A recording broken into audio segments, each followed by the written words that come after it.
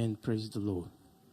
Hallelujah. So please take your Bible, open to the first chapter in the Bible, the book of Genesis. Amen. Obviously, we know that we are in the new month and that the theme of this month is arise and what? And build. Arise and build. Our senior pastor and Pastor Fumi are away on assignment, and I have been asked to take the message today, and I'm just trusting the Lord to help us. This morning, I will be ministering on a topic called God the Builder. God the Builder. By the grace of God, in the first service, I'm going to focus more on God. And in the second service, by the grace of God, I'm going to focus on us. God the Builder. Because I just felt that one of the principles that I live by, and I've seen in the scripture, is that God has not called us to be anything else but first what we see in God. First what we see in Christ. Is someone listening to me?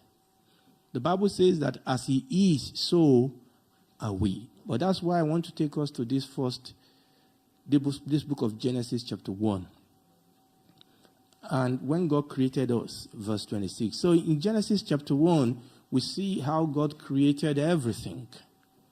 God created everything. God speaks and they were created. Let it be, and it was.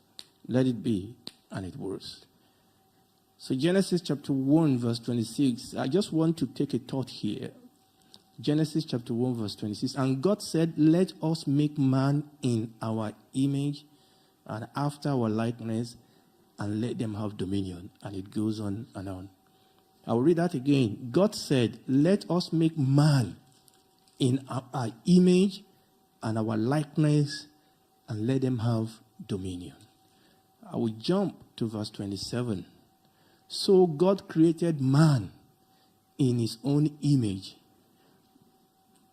In the image of God created he him. Male and female created he them. So verse 26, God said, let us do something. And verse 27 says, God did it. Okay? God said, let us do something. Verse 27 says, God did it. We could tabernacle there and look at that, but we are moving somewhere. Now, what was this project that God wanted to do? God wanted to create us. Are you listening to me?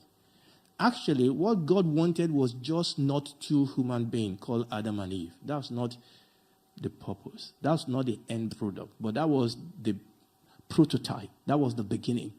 God was looking at all of us. God was looking at billions and billions of people. But God said, let us create man, men and women. Let us create them. Okay, so that's the first thing God wanted to do. That was God's project. God has a project. And the project is create a man and a woman. Or create a group of people called human beings. Remember, before this time, God has been creating trees and fishes and animals, suns and moons and galaxies. God has been doing all these things. And God said, no, we're going to pause now. We want to do something different. Let us create man. So that was the thing. God wants to create us. But he said this group of people we want to create, there will be something peculiar about them. Okay? He said, let us create man, in other words, man and woman. Let us create them how? In our own image. After our own likeness. Now, if you've attended the Bible school, one or two of the things I'm going to say now will be familiar to you. God said, let us create man in our own image, after our own likeness, and let them have what? Let them have dominion. Now, listen to me. The only reason that you and I have dominion, the entity that gives us dominion. The reason why we have dominion. Are you listening to me?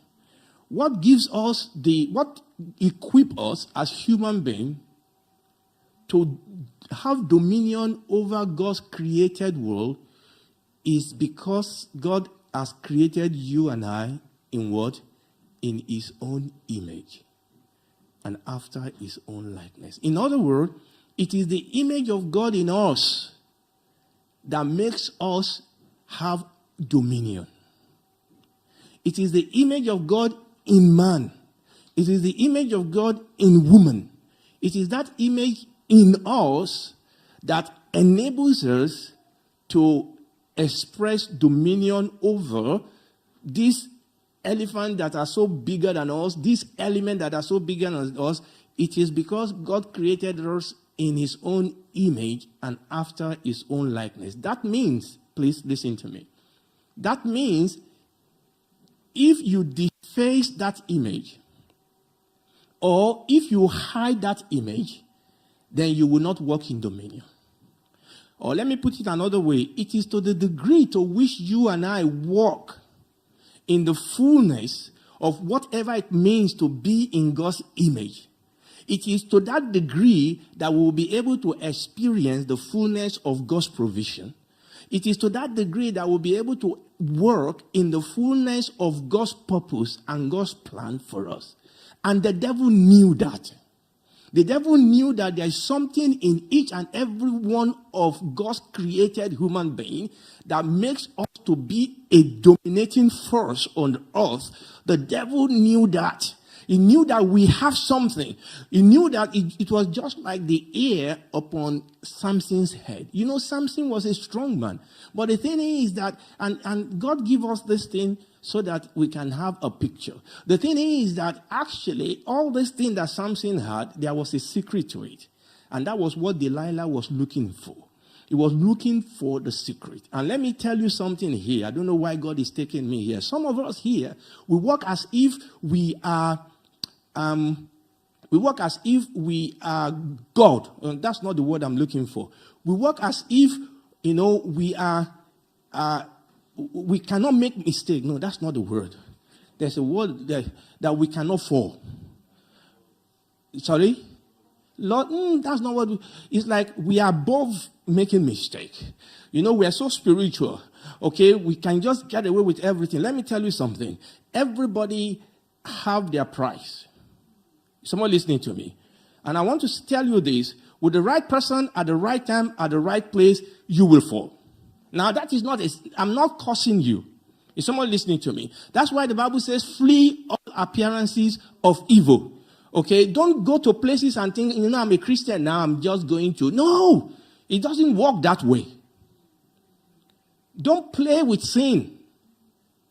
Don't expose yourself to things that is like you are tempting God. It's like when the devil tell the Lord Jesus Christ, can you jump down? God said, no, I'm not going to do that. Can you turn? No. You must not tempt the Lord your God. Sometimes we do that. God is telling you need to sleep. You are faking it. God said you need to eat. You are faking it. Or God said you need to read your book. You are faking it. Sometimes a lot of what we call faith is presumptions. And sometimes a lot of us are just, I don't know why I'm going there. Sometimes a lot of us are just so careless. We live our life in such a careless manner. And then we think, I have the grace of God. Yes, you do have the grace of God, but the Bible says you must be wise as dove. Or wise as a serpent and be harmless as a dove. Amen. The Bible says that there was an image in you, and I was saying that the devil knew that. The devil knew that the secret of our success, and I'm talking about humanity in general, that the secret of our success is that image of God in Adam and Eve. And you know what he did? He went after that image. He went after that image. The reason why the devil caused them to sin is because he knew that is the only way he can get to the image of God in them. Now, the reason why I brought you here is actually very simple. You know, when the Bible says, let us create man in our own image and after our own likeness, this is what God was saying. This is actually why I've come here. This is what God was saying. In those days, in the Near East, when this scripture was written, they believed that if something is created in the image of another thing, and oftentimes something is created in the image of a god or in the image of another powerful being, that if something is created in the image of something else, that thing contains an essence. That thing contains something from the higher power.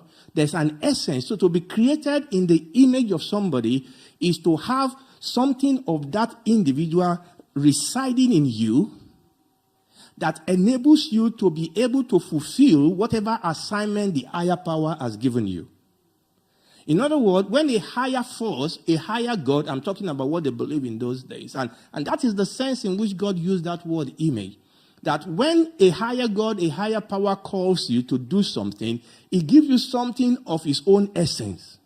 And that becomes the image of that God in you that makes you to be able to go out and fulfill the purpose and the assignment that the higher power has given you. And that was what God did to Adam and Eve. God created them in his own image. And in the Bible school, we usually go through 10 of what makes the image of God in man. But we said, ultimately, the image of God in man is the spirit that God has put into each and every one of us. And you know what? The devil dealt a big blow to that spirit. And the Bible says, like God warned them, the day you eat of this, you will die. I mean, they didn't lose their spirit, but that spirit was bastardized. That spirit had a road traffic accident. There was all sorts of things, but man still had a spirit. Do you know what happens to you when you get born again? God removed that injured, gasping spirit inside of you. The Bible calls it the heart of stone. And God's put a new spirit inside of you. Now, God did not just put a new spirit inside of you. God also gave you his own spirit. And the Bible says that the spirit of man is the candle of the Lord.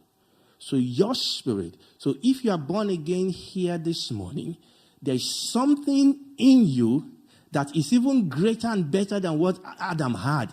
There was something inside of you that Satan was so mad and looking for. But God has restored you back to that state. And now, even much more than Adam has, we have the Holy Spirit. We have the image of God. So what I'm saying is this. The Bible says that as many as received him, to them he gave what? Power to become the sons and the daughters of God. Or to them he gave authority to dominate. The Bible says that at the mention of the name of Jesus, every knee shall bow.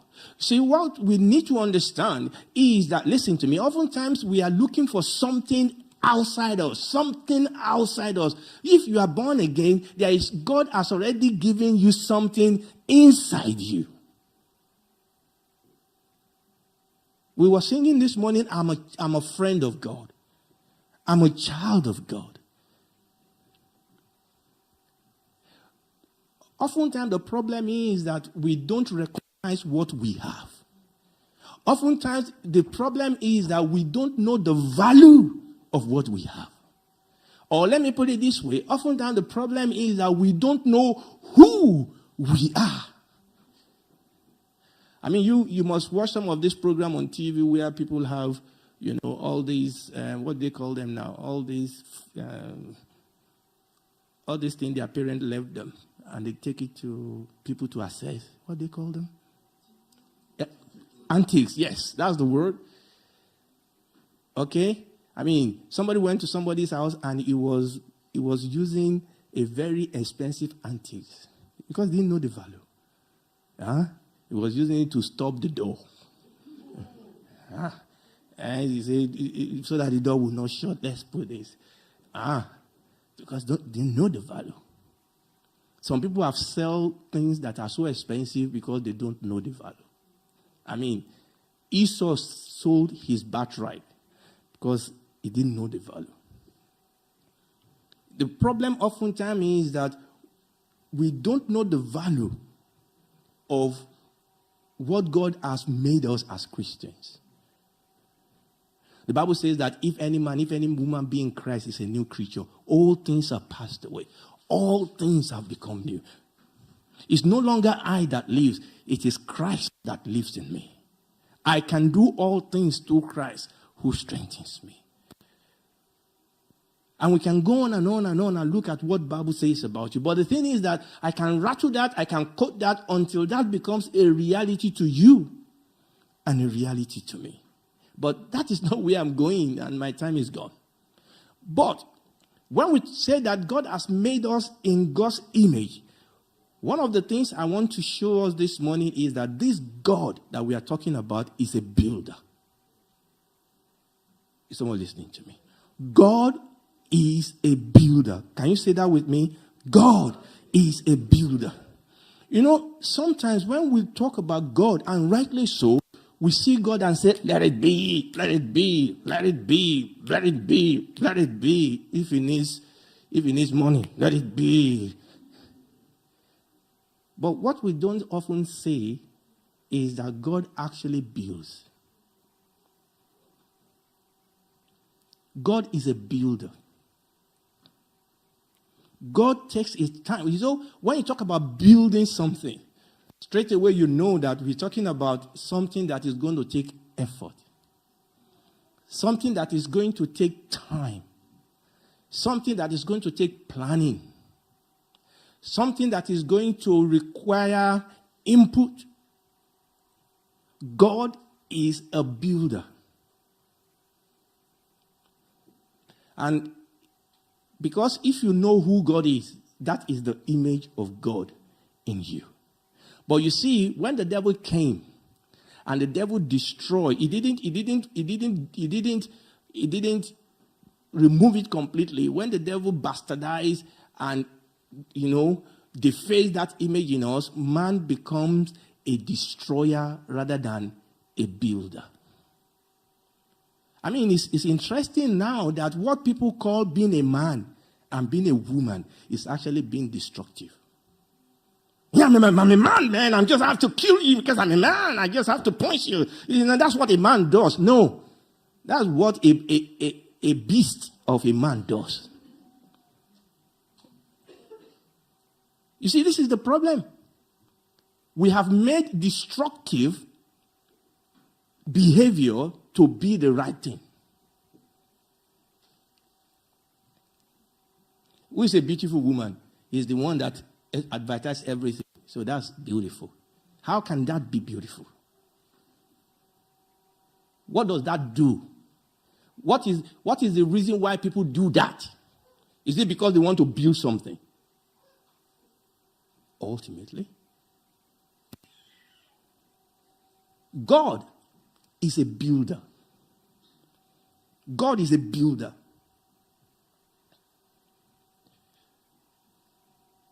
When you go to the book of Matthew, I don't have enough time, so I'm just going to quote quite a number of these things, and then we'll go on. When we go to the book of Matthew, chapter 16, verses 13 to 19, that was where the Lord Jesus said, who do men say that I am? Common scripture will quote. The Lord Jesus said, I will what? Build my church. I mean, God didn't say, church, come out. In the beginning, let there be light. No. He said, I will build my church. And the gate of hell will not prevail against it. God is building his church. That's what God is doing. He's building his church. And to build something, that means that you have materials you are using. You have laborers that are building things. You have plan. that things have to be built according to a certain plan and purpose. God has a profile. God has a profile for his daughters and his son, and that profile is the Lord Jesus Christ. The Bible says, as we behold as in a glass the glory of the Lord in the face of Jesus, we have been transformed into the same image from one level of glory to another level of glory. That is God building his church. The Bible says that the way God built his church in the book of Ephesians chapter 5 is that he built us by that which every joint supplies. The Bible says he has set some in the church. First, the apostle, the prophet, the pastor, the teachers, and the evangelists. He said he does that so that we can all grow up, built up into him in all things. God is a builder. I'll make a confession to you. You know, it's always interesting to me when you see some people, they buy all this dilapidated building and they say, you know what, can you see there will be a kitchen there? I say, I can't see it.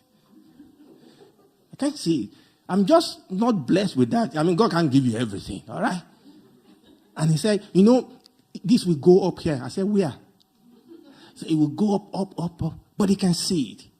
They can see the treasure. And then they start. I remember, because obviously, you know, I'm quite close to Pastor Joe. Don't tell him. Make sure he doesn't listen to this message. I remember when they bought the property at Loughborough. And I went, saw it for the first time. Oh, gosh. But Brother Wood was so excited. He was saying, they were pulling it down. They were pulling it down there, pulling it down there. Say, this is serious. Oh. But you see, it's because he's a builder. He's a builder. He knows which one can we retain, which one can we pull down, what quality do we buy. You see, this is the thing. Oftentimes, and I know you by now you will know I stress this. Oftentimes people talk about Christianity as if we just sleepwalk into this thing. No, Christianity is intentional. You have to build. God is a builder. And because God is a builder, God is building you. God is not through with any one of us. You know, oftentimes we fall. Not because we are not trying. Oftentimes we fall. The Bible says that if we confess our sin, He's faithful and just to forgive us our sin and to cleanse us from all unrighteousness. Remember, a potter sometimes makes things and it gets spoiled, he makes it again. The only problem is if we become rebellious. The only problem is if we become hypocritical. The only problem is if we deceive ourselves. That is the problem. But remember, God is a builder. He knows everything. He knows my fault. But he knows that behind that, there's a gold. Because he has put a spirit in you and me, and his spirit is walking around you. If we can only go back to God and say, God, help me, it will build it again. He will say, we'll do it again. We'll do it again. We'll do it again. God is a builder. The Lord Jesus said, I will build my church, and the gate of hell shall not prevail against it. 1 Corinthians chapter 3, we have to read this. Remember, if you are going to take anything out of this, I want you to take that word, God is a builder. God is building. God is building your life. God is building your spiritual life. He's building your prayer life. He's building your faith life. It's a process. And building is a process sometimes of pulling down and erecting. Is someone listening to me? And building sometimes, when God builds you, it can be painful. When God builds you, the Bible says that God will correct, He will instruct, He will rebuke, and that is how God builds. God will build us by throwing us into places where He will allow us to exercise our muscle. Listen to me, you may not understand it, but there will be time when God will draw away from you so that you can seek Him. So that you can seek Him. The Bible says that it's not far from any one of us, so that you can seek Him. It's a process of building. Hallelujah. Where did I say we should open to? 1 Corinthians chapter 3. Hallelujah. It's a long one. I'm not sure I'll be able to read all this, but I'll just handpick one or two things. 1 Corinthians chapter 3.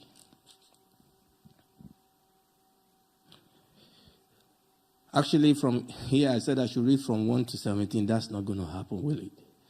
But you see, in verse 5, 1 Corinthians chapter 3, verse 5. Who then is Paul, and who is Apollo, but minister by whom you believe, even as the Lord gave every man to every man. I have planted, Apollo water, but God gave the increase. So then, neither he that planted is anything, neither he that watered, but God that giveth the increase. Now he that planted and he that watered are one, and every man shall receive his own reward according to his labor. Now this is where I'm going. For we are laborers together with God. You are God's husbandry. You are God's building. You are God's garden. You are God's building. You know, one of the things I say is that a lot of the picture that the Bible uses or God uses for the church are things that talks about building and nurturing and growing something. The Bible says you are God's garden. We are not dealing with garden today, but the Bible says you are God's building. I don't know what God is building with your life. Remember, this is not a rat race. God has a specific need for your life, and God builds you to specificity. God is building you. The Bible says you are God's building. You are God's building. And God has raised our Paul and our Apollos. They are co-laborers with God. With God. Building and building and building. But remember, God is building through each one of us. And that is why over and over, and we'll probably be talking about that in the workers' meeting today. That is why over. See, when we talk about everybody needs to be in a unit, it's so that we can be built. Is someone listening to me? It's so that we can grow together in Him. So he said there that verse 9, for we are laborers together with God. You are God's garden or God's husbandry. You are God's building. Then he went on and on, verse 11. He said, let me read verse 10, please. According to the grace of God which is given unto me as wise master builder, I have laid the foundation and another build thereon. But let every man, let every woman be careful how to build thereon. For other foundation can no man lay than that which is laid, which is Christ. Let us be careful how we build. Now, when we come in the second service by God's grace, we are going to come to ourselves. How do we build our home? How do we build our children? How do we build our spouses? Remember, God is a builder. But am I a builder? Or am I a caterpillar? Am I a builder? Remember, let me tell you something. God is a builder. God is not a destroyer. God is a builder. And He has created each and every one of us to be a builder. And I want you to know that God has a plan for you. God has an architectural plan that is building your life towards. The question is, am I going to allow anything to distract me? The cares of this world, deceitfulness of riches, cares of other things, pain and distraction of this world. No, nothing will separate me from the love of God in Christ Jesus. Let's stand up on our feet. I still have a few minutes. I just want us to pray. God is a builder. And God is building you.